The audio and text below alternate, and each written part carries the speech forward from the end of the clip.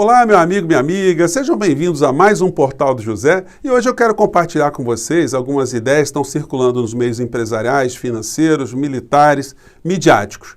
Bolsonaro chega até 2022? Quem é que sustenta Bolsonaro ainda? Ou Hamilton Mourão de fato está sendo preparado para assumir esse posto em breve? Bom, nós vamos discutir essas questões aqui, vamos jogar luzes sobre alguns episódios que você não vê pela grande mídia. Se você está chegando agora, você aqui é muito bem-vindo, se inscreva, compartilhe os nossos vídeos se você gostar, assista os nossos outros vídeos para você entender qual é a nossa linha de reflexão permanente aqui no nosso portal. Se gostar, compartilhe, dê joinha e mande seus comentários, porque aqui são sempre lidos e são sempre considerados.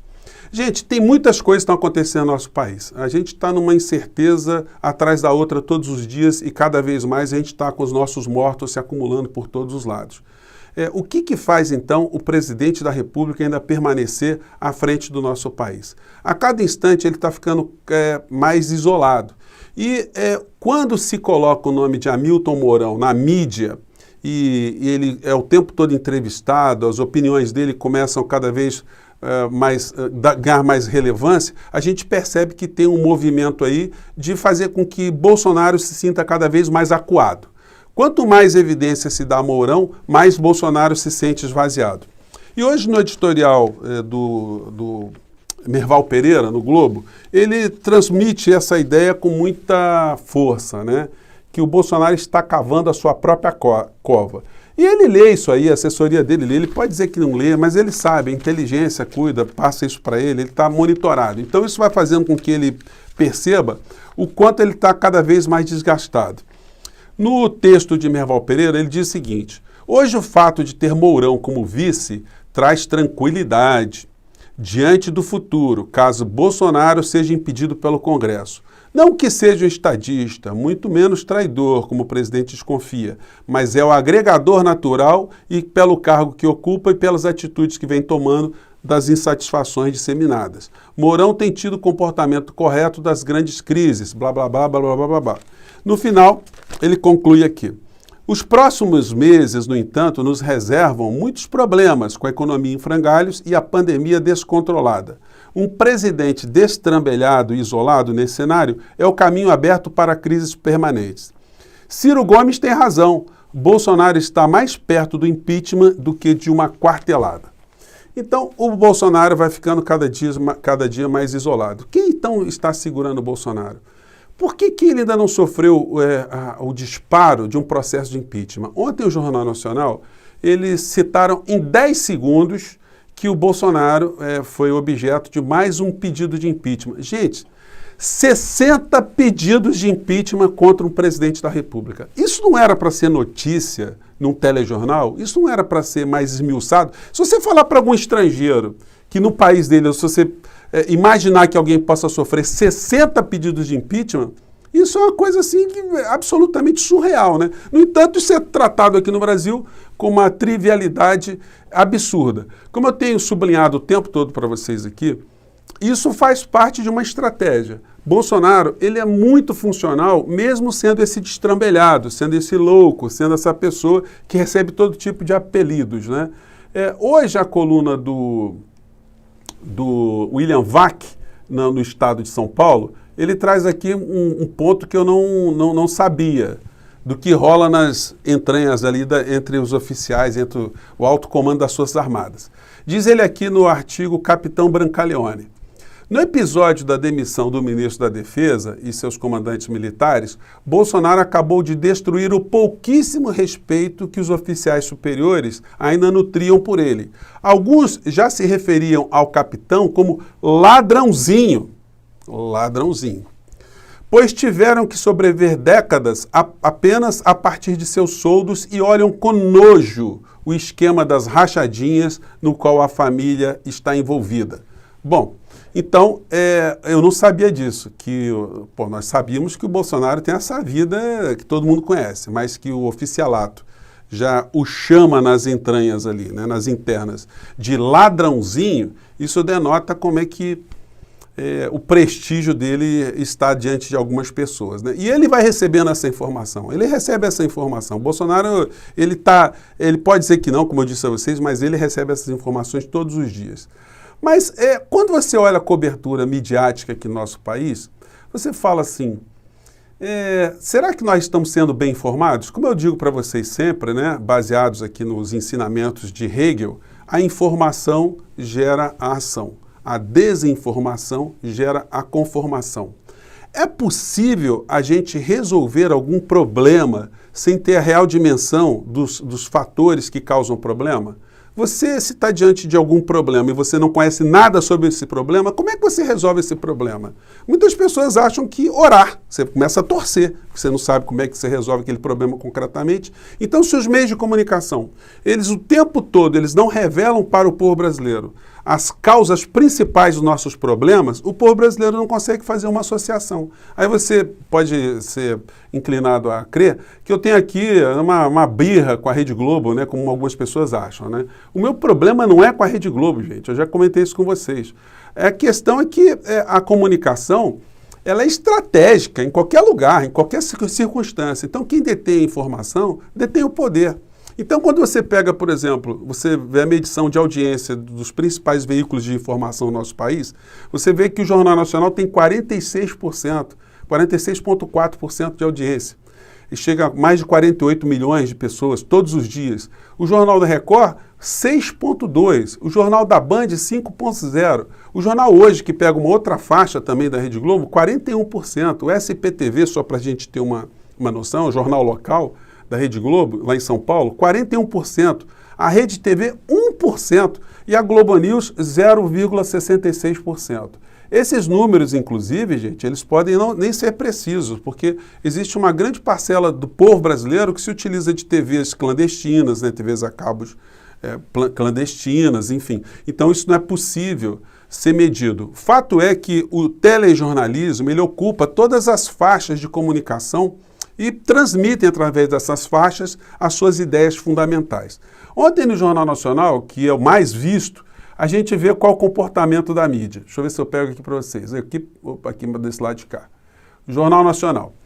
Eles falaram, depois da gente registrar no Brasil esse número absurdo de quase 4 mil mortos, a gente vai ver nesse tipo de situação aqui no Rio de Janeiro, as pessoas entrando na defensoria pública para conseguirem um leito, a tragédia, essa hecatombe acontecendo no país, mas quando eles colocam o Bolsonaro para falar, eles fazem uma, que a gente chama de sonora, né?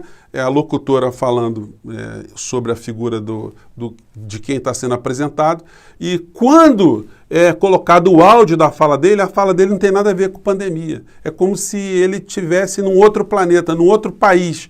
Os meios de comunicação não fazem essa associação, é esse morticínio à figura do presidente. Vejam só a fala que eles separaram do Bolsonaro, e essa fala eu não consegui encontrar nas redes, vocês podem procurar. Eles pensaram exatamente uma fala que não teve a importância diante da outra fala dele, criminosa, que eu vou pegar só um trechinho, durante essa entrevista coletiva que ele deu. Vamos acompanhar aqui, gente, vamos lá. Ao comentar o novo auxílio emergencial, admitiu que o valor das parcelas não é o ideal. O auxílio emergencial é um alento. É pouco, inclusive, reconheço, mas é o que a nação pode dispensar à sua população. O governo não vai aceitar novos pedidos. Gente, a análise de quem tem de... Quer dizer, a fala do Bolsonaro, ela durou 10 segundos. Mas ele falou quase 10 minutos. Eles pegaram 10 segundos. Os 10 minutos que o Bolsonaro falou, quase 10 minutos, eles não enfatizaram aquilo que foi o mais criminoso, aquilo que provoca mais indignação, aquilo que está mais relacionado com morticínio aqui no nosso país. Vejam só o trecho que eles sonegaram. Vou pegar um trecho aqui que eles poderiam ter feito aqui um debate enorme sobre essas falas do Bolsonaro. Vamos lá. Qualquer um pode contrair o vírus, qualquer um pode ter sua situação de saúde complicada. Mas a fome mata muito mais do que o próprio vírus. Temos que enfrentar a realidade. Não adianta fugirmos do que está aí. Para mim é muito fácil entrar na política do politicamente correto. Isso não traz soluções para nós. Temos que ser fortes, acreditar em Deus e buscar a solução.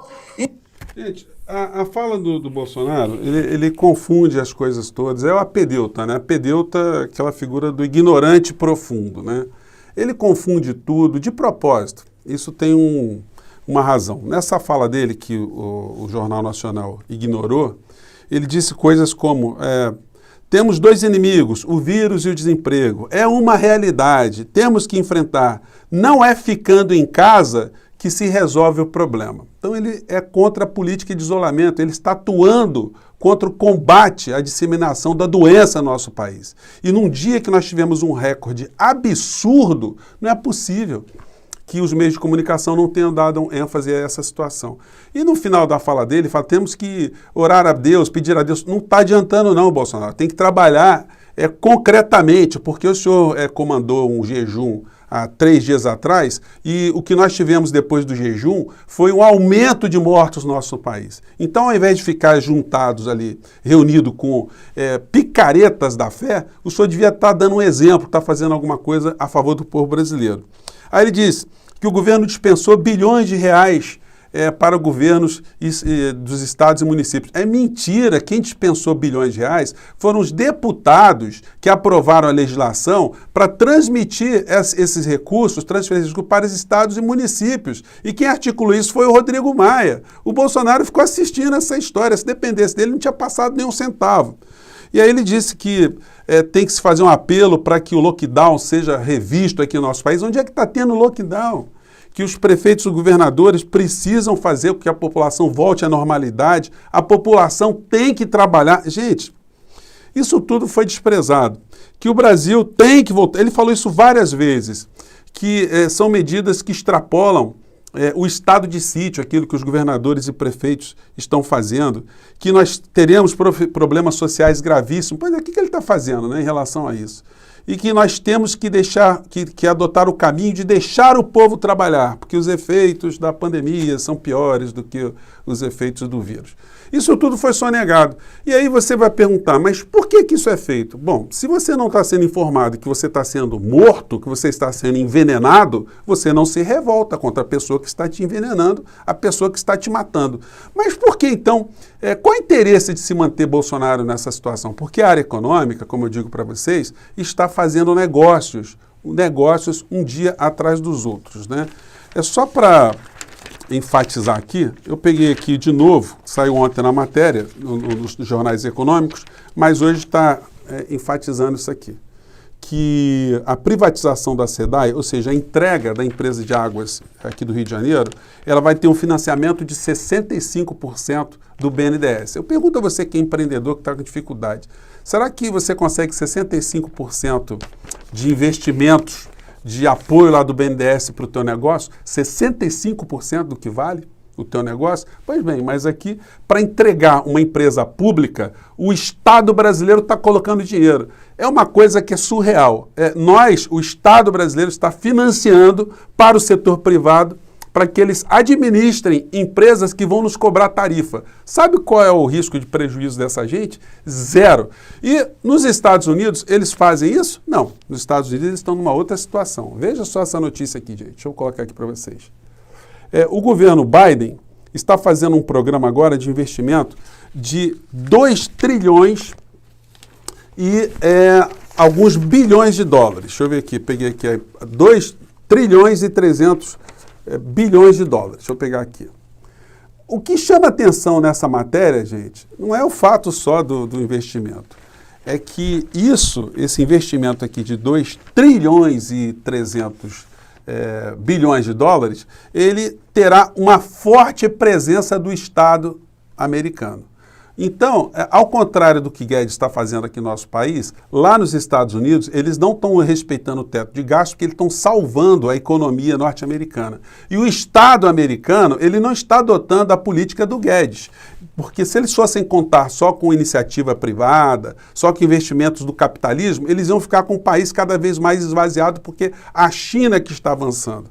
Aqui no Brasil é muito engraçado, porque a gente vai vendo essas redes que dão apoio ao Bolsonaro, e a preocupação que eles têm com a China, né? Essa neurose que eles têm com a China, que a China está com 5G. E as privatizações que o governo brasileiro faz acaba, em sua grande maioria, favorecendo que interesses de estatais chinesas se apoderem de infraestrutura aqui no nosso país. Prova disso é esse caderno aqui, gente, que saiu no Valor Econômico. Deixa eu ver se eu mostro para vocês aqui. É um jornal aqui. Gente, sabe quantas páginas tem isso aqui? Tem 70 páginas. Vou colocar só o numeral aqui para vocês verem. Ó. Vamos ver. 70 páginas aqui do Valor Econômico. Sabe o que significa esse caderno? Tem aqui uma hidrelétrica aqui na frente, né? Uma torre de usina hidrelétrica, de energia elétrica. E aqui quem é que assina esse demonstrativo? Vamos ver se vocês pegam aqui. Vocês estão vendo aqui, né, o texto aqui em letras do nosso alfabeto e também em mandarim. Essa aqui é uma empresa chinesa chamada State Grid, que já comprou 18 empresas de energia aqui do nosso país. E eles estão aí com o demonstrativo financeiro deles. Então, enquanto os trouxas estão preocupados com 5G, os trouxas estão achando que o Bolsonaro faz um governo nacionalista, as nossas riquezas, as nossas empresas estão sendo entregues a todos os grupos estrangeiros que estão se dando bem com esse tipo de política aqui no nosso país. Cada vez mais o nosso país está sendo entregue numa contramão do que está acontecendo nos Estados Unidos, onde nos Estados Unidos a presença do Estado está sendo vital para que eles recuperem a economia deles. Então, gente, vocês vejam nas mãos de quem que nós estamos.